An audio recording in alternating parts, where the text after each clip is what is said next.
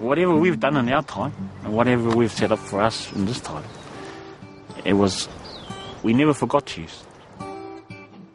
It may sound funny to speak of, in that tense, past and present tense, but there's one thing my dad always taught me, and one thing I've learned from being here in this environment, is that they're all here.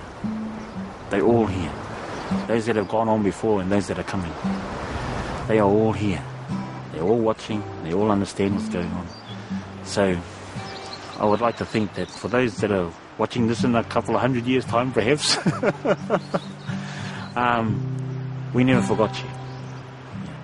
It was all about what we could do in our time so that you could do what you needed to do in your time.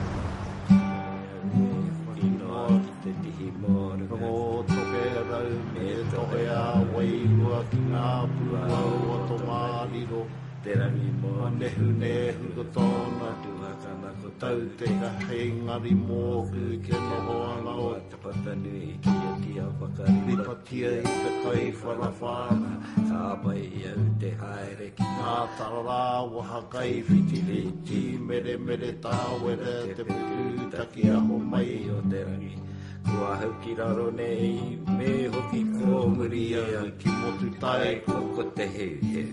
Kia we te kie te tau o te ngako ki au mauai. Hei aha, mōku mō te wahine haki.